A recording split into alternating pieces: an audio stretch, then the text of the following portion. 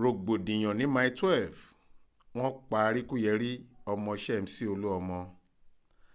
Ọjọ́ 9 oṣù kẹjọ ọdún yìí ní gbajúgbajà ọ̀gá ẹgbẹ́ àwọn onímọ́tò lágbègbè mile 12 ọ̀gbẹ́ni Sulaimon Lawal táwọn èèyàn mọ̀ sí Arikuyẹri ṣọjọ́ọ̀bí ẹ̀. Tìlù-tìfọn ni wọ́n lò ṣọjọ́ọ̀bí ọ̀hún. Kò sì jọ pé àmì ara kan sọ fún ọkùnrin tí wọ́n lò lẹ́yinjú àánú náà pé ikú ń rọ̀ dẹ̀dẹ̀ sórí ẹ̀. Ṣùgbọ́n ọ̀sẹ̀ méjì lẹ́yìn ayẹyẹ yìí ní nǹkan bíi aago 12 kù ìṣẹ́jú 15 lọ́jọ́ àìkú Sunday ọjọ́ 28 oṣù kẹjọ yìí àwọn afurasí ẹlẹ́gbẹ́ òkùnkùn kan lé ọkùnrin náà mú lórí ọ̀kadà tó gùn. Wọ́n wọ́ ọ bọ́lẹ̀ wọ́n sì dákùmọ̀ àti àdá bò ó lẹ́gbẹ̀ẹ́ títì márosẹ̀ tó lọ sí Kòròdú. Wọ́n fọ́ ọ lórí wọ́n sì pa á nípa ìkà. Ìṣẹ̀lẹ̀ yìí dá jìnnìjìnnì gbogbogbò olùgbé agbègbè mile 12 àtàwọn arìnrìn-àjò tó fẹ́ gba ọ̀nà náà kọjá. Níṣe ni kálukú ń sá kíjokíjo. Wọ́n ń sá àsálà fẹ́mi wọn torí ọ̀rọ̀ náà ti ń jà ròyìn lórí ẹ̀rọ ayélujára ṣáájú pé káwọn èèyàn ṣì ìṣera róná kí wọ́n má ṣe gba agbègbè mile 12 kọjá torí ibẹ̀ ń gbóná rìtìrìtì lọ́wọ́. Nígbà tí ìṣẹ̀lẹ̀ náà yóò fi rọlẹ̀ táwọn agbófinró yóò fi rọ́ débẹ̀ yàtọ̀ sí òkú Aríkú gẹ́gẹ́ bí wọ́n ṣe máa ń pè é tó ń nà gbalaja sílẹ̀. Wọ́n ti dáná sun ọkọ̀ ayọ́kẹ́lẹ́ kan tí wọ́n rò pé òun ló ní í. Bẹ́ẹ̀ ọlọ́jà kan tó ní ṣọ́ọ̀bù síbẹ̀ ló ní ọkọ̀ ayọ́kẹ́lẹ́ náà. Wọ́n tún fọ́ gíláàsì wíńdò ṣọ́ọ̀ṣì CAC àti ṣọ́ọ̀ṣì míì tó wà níbẹ̀. Wọ́n sì bà dúkìá míì jẹ́ ní. Ikọ̀ tẹlifíṣàn Aláròyé ṣàbẹ̀wò síbi ìṣẹ̀lẹ̀ náà láàárọ̀ ọjọ́ Ajé. A bá àwọn ọlọ́pàá tí wọ́n pèsè ṣíbáṣíbá sí gbogbo agbègbè náà. Kò sí wìtìwìtì èrò bó ṣe máa ń rí. Bọ́ọ̀sì ìjọba gbọ̀gbọ̀rọ̀ BRT kò ṣiṣẹ́ lọ́nà náà. Bẹ́ẹ̀ làwọn ọlọ́jà ti ṣọ́ọ̀bù wọn pinpin. Àwọn èèyàn dúró ní méjì mẹ́ta wọ́n ń sọ̀rọ̀ wúyẹ́wúyẹ́ nípa ìṣẹ̀lẹ̀ ọ̀hún. Ọ̀kan nínú àwọn olórí ẹgbẹ́ onímọ́tò bá wa sọ̀rọ̀. Orúkọ mi ni Mr. Kazeem. Mo jẹ́ ìkan lára àwọn ẹgbẹ́ parking management, ẹgbẹ́ àwa mọ́tò parking management ní ìpínlẹ̀ Èkó ní mile 12. Lóòótọ́ ló ṣẹlẹ̀ bẹ́ẹ̀ but ní àná yẹn mi wá síbi iṣẹ́ torí àná Sunday mi lè sọ much ní nǹkan tó ṣẹlẹ̀ lánàá but nígbà wọ́n ń pè mí ìgbà tí mo dẹ̀ data mo rí pé lóòótọ́ ni ẹ̀rí kìíní yẹn ó dẹ̀ jẹ́ nǹkan tó dùn gbogbo ọgbẹ́ onímọ́tò mile 12 lọ́kàn. Tí máa débẹ̀ ní àná yẹn èmi gan ò lè dé mile 12 lánàá yẹn torí ìgbà tí mo rí rọ̀tìrọ̀tì yẹn mo padà sílé. Ìgbà tí mo dẹ̀ dé láàárọ̀ yìí mo rí pé àwọn ọlọ́pàá ti take care gbogbo everywhere. Ìyẹn tó dẹ̀ ṣẹlẹ̀ yẹn ó jẹ́ tó dùn wá gan torí pé bàbá yẹn ó jẹ́ nìkan tó gba àwọn èèyàn like ọ̀gá dẹ̀ nínú ẹgbẹ́ onímọ́tò. Wọ́n ń pè orúkọ ẹ̀ jẹ́ Sule Lawal ọmọ ẹgbẹ́ onímọ́tò ni ọ̀gá dẹ̀ ni. Wọ́n ń pè ní Arikuyẹri but ikú yẹn jẹ́ tó dùn wá lọ́pọ̀lọpọ̀ torí ọgbọ̀n ọdún lé nìkan èèyàn fi ọkàn sí pé irú kan bẹ́ẹ̀ lè ṣẹlẹ̀ sí. Ó dùn wá lọ́kàn gan gidi gangan. Mi ò lè sọ ń pa ẹ̀ torí pé mi ò sí ń ta lánàá yẹn kò jẹ́ kí n lè sọ ń pa báwọn kan náà bàjá àbáwọn kan. Kí làwọn kan tó fi ṣẹlẹ̀ nínú ẹgbẹ́ onímọ́tò lẹ́yìn náà wà tẹ́lẹ̀ tó lè lè bá. Ṣé inú ẹgbẹ́ onímọ́tò tá a wà òṣìrú kan bẹ́ẹ̀ yẹn tó lè farú kan bẹ́ẹ̀ nínú ẹgbẹ́ onímọ́tò because ẹgbẹ́ yẹn náà àti wà nínú ẹ̀ tipẹ́tipẹ́ but kò dẹ̀ ó dẹ̀ ti pẹ́ gbogbo àwọn fi àdájà àwọn ọmọ onímọ́tò ń fi gòjà kò ṣẹlẹ̀ ó ti pẹ́ tipẹ́ kò ṣẹlẹ̀ láti gbà láti wà nínú ẹgbẹ́ ọmọ onímọ́tò but ilé tó wá ṣẹlẹ̀ lánàá yẹn ó yà wá lẹ́nu torí wọ́n ló ń bọ̀ láti ilé ni gẹ́gẹ́ bí wọ́n ṣe sọ wọ́n ló ń bọ̀ láti ilé ẹ̀ ni ó dẹ̀ yà wá lẹ́nu tí nǹkan bẹ́ẹ̀ fi ṣẹlẹ̀ sí ó jẹ́ nǹkan tó dùn wá lọ́kàn but àwọn ọ̀gá wa náà ṣì wà wọn tí ó dà pé wọ́n lọ sí meeting àwọn náà làwọn náà ń dúró dé ẹni pé anybody wa àlè ṣiṣẹ́ gbogbo àwọn ọmọọṣẹ́ wa wọra ru ẹ̀ ṣáà ni wọn but sóde àfọ̀ táwọn ọ̀gá wa bá dé sí làmọ́ irú kan tó rí gbèsè la lè gbèsè èmi gẹ́gẹ́ bí ẹnìkan mi ò rí òye yẹn mi ìdẹ̀ mọ́ pa ẹ̀. Báwo ṣe súnmọ́ ẹni yẹn sí?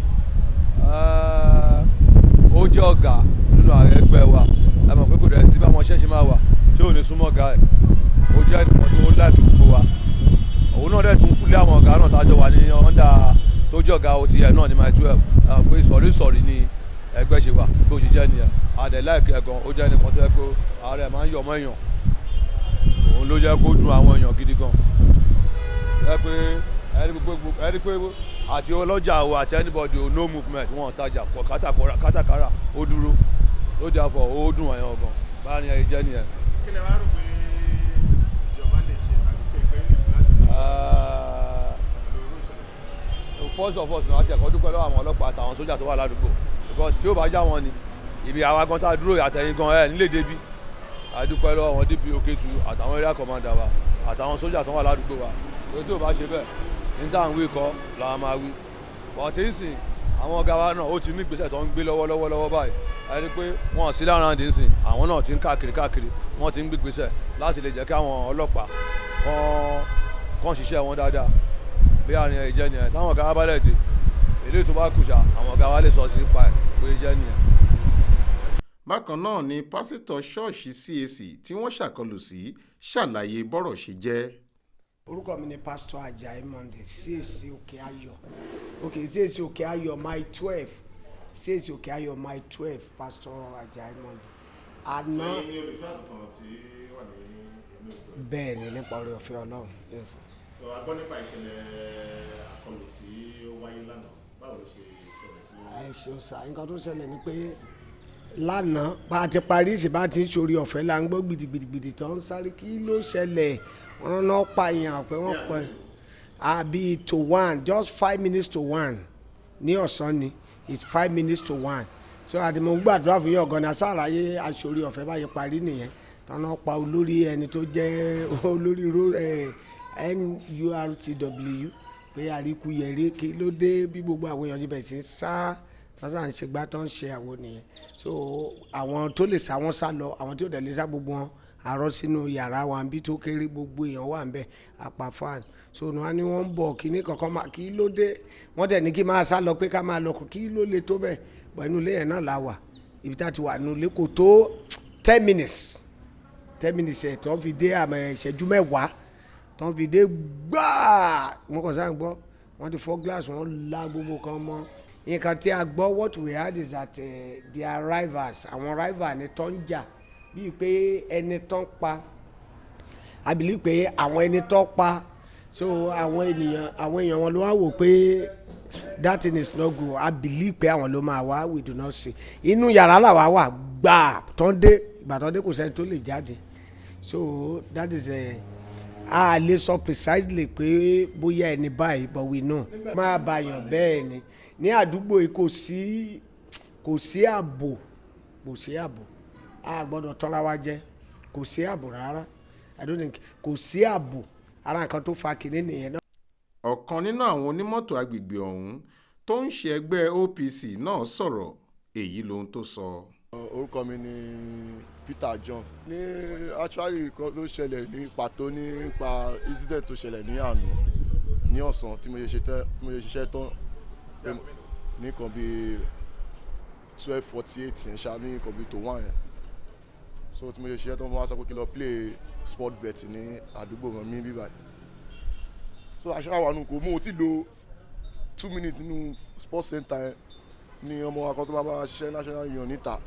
ló wá sáré wá pé ká má bọ̀ pé agbára wọn ò lè ká àwọn ọmọ yẹn mọ̀ pé wọ́n ti fẹ́ pa branch chairman wọn tó ṣe sáré wá pé branch chairman wọn ni wọ́n yẹ pé àríkú lè jẹ́ èèyàn tó dá sáwa àwa ń ṣe ẹyẹ à ń ṣe àyè à ń ṣe àlóra OPC làwa so tó yẹ máa sáré pé táwa ṣe jáde nínú sport bet bí àwọn ọdún máa táwa sáré táwọn ọmọ yẹn máa rí wa pé à ń bọ̀ báyìí wọ́n kàn fi òkú yẹn lẹ̀ tọ̀yìn sàlàṣà lé wọn láti ibi tí incident ẹ̀ ṣẹlẹ̀ lánàá yẹn a lé wọn kọjá dé ibi blue roof company tó wà wájú àdúgbò wa kọjá àdúgbò wa gbàtà pé wọ́n ti gbé ọ̀kadà láti bẹ̀rẹ̀ wọn sá lọ àṣẹ wa padà wá gbogbo wa ṣàn sunkún lánàá tó yá àmọ́ wọ́n ti pa wọ́n tó bí 6 àwọn ọmọ ẹlẹ́gbẹ́ òkùnkùn ni wọ́n sọ pé òun náà ẹlẹ́gbẹ́ òkùnkùn náà lòun náà àwọn pẹ́ ẹyẹ lòun àwọn tó wá pààyàn àyè ni wọ́n ta ìkan tí mo mọ̀ dí tán kan wá bá wọn nígbà tán yìnbọn fún mi wọ́n ṣe owó ẹ̀ bọ̀dù mi lè wá pé a lè jẹ́ kí owó ẹ̀ máa ṣẹlẹ̀ kán má fi sọ àdúgbò wa lẹ́nu ọlọ́pàá ń sì tó bá mú wọn sí tó bá mú èèyàn kan sọ wá ti gbé bí 200,000 lọ fún wọn wọ́n máa fi wọ́n lẹ̀ tó bá gbé bí 300,000 lọ fún wọn wọ́n máa fi wọ́n lẹ̀ bóun kan nú àwọn ọmọ yẹn ń sìn bówó ìjẹta àbí jẹrin wọ́n mú wọ́n bẹ̀bẹ̀ fún wọn filẹ̀ ó dẹ̀ pẹ̀lú àwọn tó wá ṣe àṣemáṣe yẹn bówó yẹn ń sìn tó bá yẹ pé wọ́n mú tí tọ́ yẹn mú yẹn ń sìn wọ́n gbé lọ ó lè má ó possible kí ìkan tó ṣẹlẹ̀ ní àná yẹn kó má ṣẹlẹ̀ but àwọn ọlọ́pàá wà lè máa bá wí tó máa mú wọn sí àwọn ẹgbẹ́ pé wọ́n máa request fún 600,000 700,000 ọmọ kan tó máa ti mú wọ́n máa fi wọ́n lẹ̀ wọ́n kọ́ lọ jù wọ́n sí ibi tó tẹ̀ ní tí wọ́n mọ́ àbí tó máa jẹ́ èyí tó máa panu wọn kọ́ pa nítorí àwọn àgbọn ti sún mi sí ibi tó lè bọ́ọ̀mù máa play mo ó ní ibi tí mo lè dé sí tó lè play bọ́ kan tí mo mọ̀ tí mo ń jẹ ẹ̀yà tá à ń jẹ ẹ̀yà tí gbogbo àdúgbò wa ń sìn àwọn ẹ̀gbọ́n wa ń sìn àwọn ẹ̀gbọ́n mi ń sìn gbogbo everybody gbogbo àwọn àdúgbò gbogbo tẹ́nàtì wa ti kó kóòtọ́ nínú ilé pé àdúgbò wa pé kínní adẹ̀ ní àgbàlagbà ńlá ní àwọn ìyá aládùúgbò wa ní gbogbo wọn ládùúgbò àfẹ́ wàhálà àfẹ́ ìjà àkínṣe àwàlà pààyàn àwa ń try àti rescue ẹnìyẹn gan sef ní moment ẹnìyẹn tó jẹ́ èèyàn dáadáa sí wa kì í ṣe pé kínní even though on the 9 ló ṣe birthday àmọ́ wà ń birthday wọn ní fádàrí mo wà ń birthday wọn tí oṣù yìí ló ṣe birthday ní fádàrí ń bẹ̀ yẹn adẹ̀ wà ń bẹ̀ tó ṣe wá dáadáa tó ṣe gbogbo ẹ̀ so a máa bẹ̀ ìjọba pé kán dáàbò bo àdúgbò wa àwọn ọmọ ẹ̀ kò sígbà táwọn ní kó tí ọwọ́ pálábá wọn ní ṣẹ́gi kò sí mo mọ̀ kò sí